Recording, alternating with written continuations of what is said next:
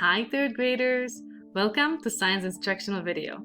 Are you ready to learn more about organisms and their environments? In this video, we'll introduce Lesson 3, How can organisms succeed in their environments? And in the classroom with your teacher, you will talk about some differences that animals have that help them to win in their environments. Alright, let's dive into it. As you can see here, I have 3 different organisms, but in this video, I'll only talk to you about the pitcher plant. I'll talk to you about the different traits and behavior that this organism have that helps it to succeed in its environment. And in the classroom with your teacher, you'll talk about the black and tan jaguar and the white striped and tan striped sparrow. So are you ready to learn more about pitcher plant? I'm sure you agree with me if I tell you that animals and plants have many characteristics. Traits, right? We know the fancy word traits for characteristics that help them survive, just like Christians. We also have many promises from God that help us to survive. Let's look at some promises. How about Matthew 11:28? God tells us, "Come to me, all you who are weary and burdened, and I will give you rest." Beautiful promise from God that helps us to keep going and just not be tired and worried. Another promise that God has for us, Psalm 46:1, he says, "God is our refuge and strength, a very present help in trouble." So here he's promising us that if we are in trouble, come to me. And I have another promise that I would like to share with you. It's the Jeremiah 30:17 that says, "I will restore your health and I will heal your wounds, declares the Lord." So God's promising us that when you're sick, I will restore your health. All of these promises, and there's many more we know in the Bible that God left for us to always remind to ourselves when we struggle and when we are having a hard time in our lives. Very good.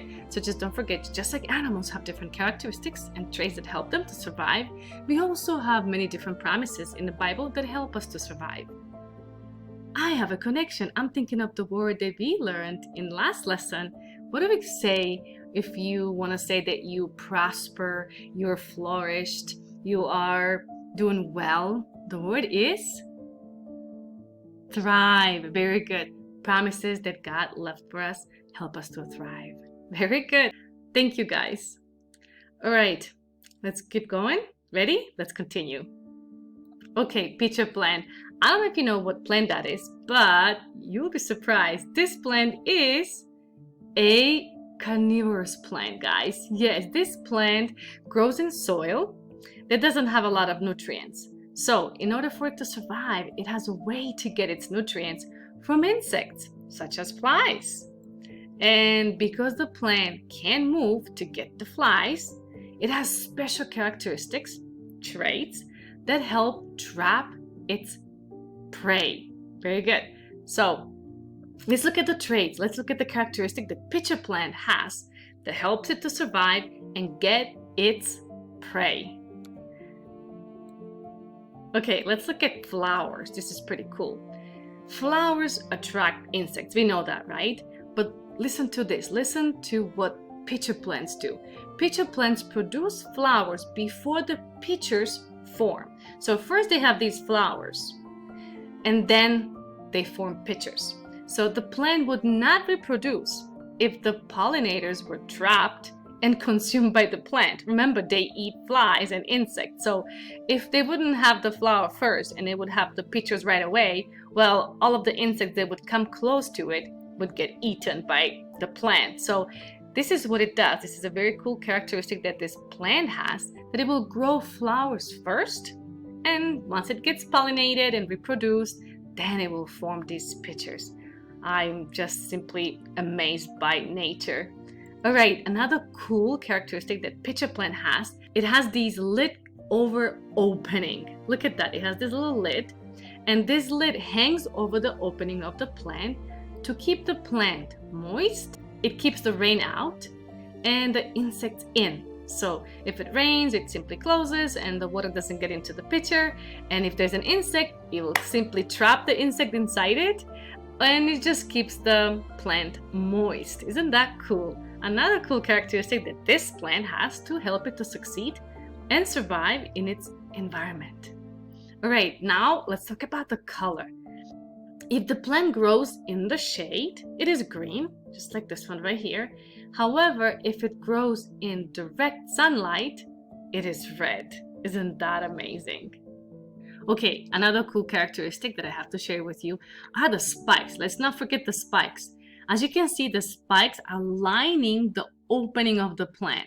These spikes make it really difficult for the insect to climb out of it once it's inside.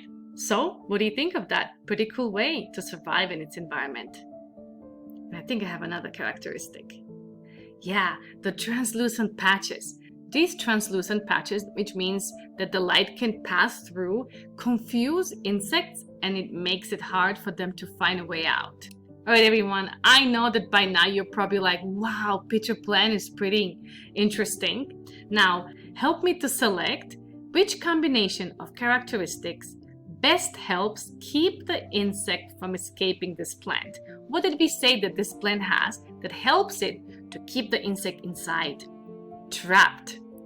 Flowers? Did flowers do that? Are you saying no? No, flowers don't do that, right? They're just there to help the plant to be pollinated. How about the translucent patches? What did we say? They kind of trick them and confuse them and they can't find a way out? Yeah, let's select that one. That's one of them that helps them keep the insect from escaping. Another one we mentioned, spikes. Remember the ones that line the opening of the pitcher? Yeah, spikes are also helping to keep the insect inside. All right, lid. Lid. Yeah, if it wouldn't be for the lid, then the insect would still be able to make it out. So I'll select lid too. How about the color? Does the color have anything to do with keeping the insect inside? No, we didn't say that. Very good. So remember, the spikes, the translucent patches, and the lid prevent the insect from crawling back out of the pitcher plant. All right, guys. Well, I think that is all I'm going to share with you in this video. In the classroom, we'll talk about the jaguars and the sparrows. I'm excited to share that with you in the classroom. I think this was a fairly good introduction to our lesson 3. What do you think? All right, let's do our I work. In Schoology, we have this I work. We need to answer these 2 questions and make sure you use complete sentences when writing your answers. First question is, which characteristic do you think would help an animal survive the most? Can you think of something that's pretty cool, like, I don't know, camouflage? You think that's something that would help them to survive? Mimicry? What do you think out of all the characteristics that we already talked about in the classroom, all the different adaptations that animals have? Which one do you think would be the best, the most helpful to them to survive? So write that in Schoology. And also, I have one more question for you. Are there any characteristics, traits that you would like to have?